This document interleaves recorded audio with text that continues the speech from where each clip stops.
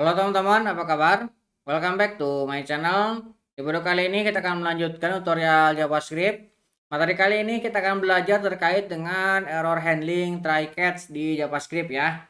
Nah, untuk mulainya silakan teman-teman buka terminalnya ataupun text editor favorit teman-teman ya. Kita akan masuk ke direktori latihan kita, JavaScript tutorial. Kita akan cek. Nah, kita sudah sampai ke 85. Kita akan membuat direktori 86 try catch ya. Saya akan masuk ke direktori 86. Oke, kita akan clear screen, kita akan buka neopimnya. Oke, saya akan buka sidebarnya.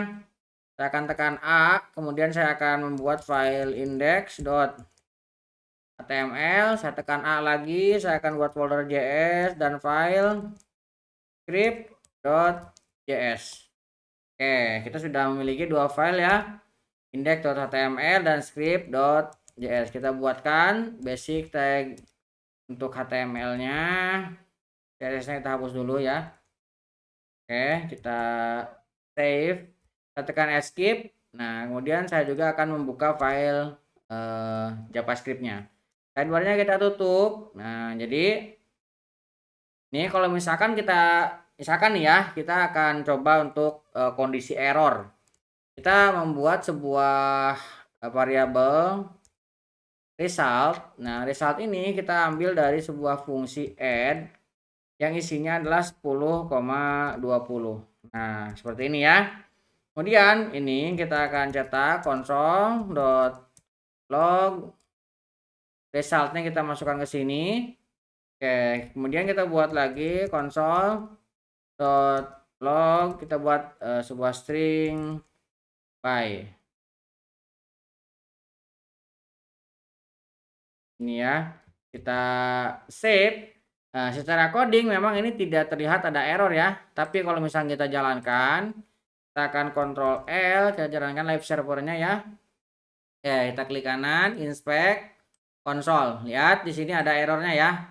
Tuh, add is not definite. Jadi add-nya tidak terdefinisi. Nah, ini kalau misalkan kita seperti ini ya yang by-nya tidak jalan ya. Jadi dia hanya akan dieksekusi sampai menemukan error.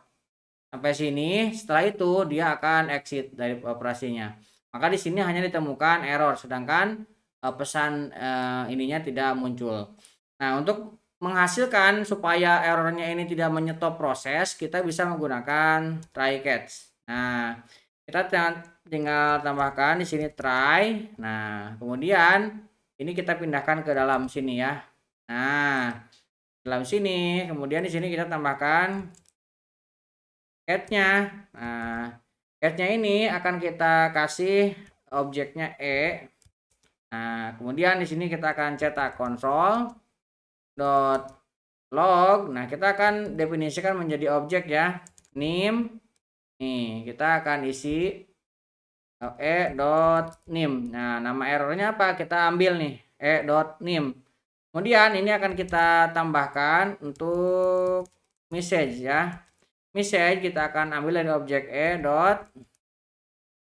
Ini kita akan ambil. Kita save. Nah, sekarang lihat untuk pesan console log yang ini berhasil keluar ya. Dan untuk errornya ini juga kita bisa definisikan. Nah, ini errornya reference error, add is not the bed. Kita bisa mendapatkan pesan errornya ya. Tuh. Jadi ini ketika kita menangkap error supaya tidak menghambat proses selanjutnya. Kita dengan menggunakan try catch bisa ya. Nah, supaya ini catch-nya ini diabaikan, kita harus perbaiki untuk error yang dihasilkan dari sini, yaitu add is not definite. Kita harus definisikan supaya dia jadi terdefinisi. Kita misalkan definisikan const add sama dengan, nah ini adalah sebuah fungsi x dan y yang mereturnkan, kita gunakan fungsi panah, yaitu x tambah dengan y. Nah, misalkan seperti ini ya. Nah, kita save, lihat kita mendapatkan datanya 30 dan ini juga keluar ya. proses yang selanjutnya. Nah, ini kalau misalkan kita untuk mendapatkan sesuatu yang berhasil dengan menggunakan try catch. Jadi kita bisa mengeliminir tadi ya, dia berhenti di sebuah proses, dia akan tetap menjalankan dan kita mendapatkan pesan errornya. Nah, berikut kita akan gunakan pernyataan try catch tanpa variabel pengecualian. Ini kan ada pengecualiannya catch-nya ya. Nah, kita tidak akan definisikan, kita langsung definisikan. Misalkan saya membuat sebuah konstanta, ini is valid JSON. Is valid JSON ini kita akan buatkan sebuah fungsi yang parameternya adalah sebuah string. Ini kita gunakan fungsi panah ya. Nah, sini kita akan gunakan try. Nah, kita akan gunakan json.parse. Nah, kita akan parse ya str-nya yang dari parameter itu. Nah, kemudian kalau misalkan dia benar, dia akan return, dia akan mereturnkan true. Nah, ini kita akan ambil catch-nya. Kalau misalkan terjadi kesalahan, kita tidak akan menangkap pesan kesalahannya, kita langsung returnkan false. Nah, seperti ini juga kita bisa ya. Nah, sekarang kita tinggal gunakan. Caranya, kita gunakan variabel baru, misalkan valid. Kita akan buat variabel valid. Ini diambil dari is valid JSON. Nah, kita gunakan backtick. Kemudian saya akan buat sebuah objek ya JSON. Language, misalkan kita titik 2. Ini JavaScript.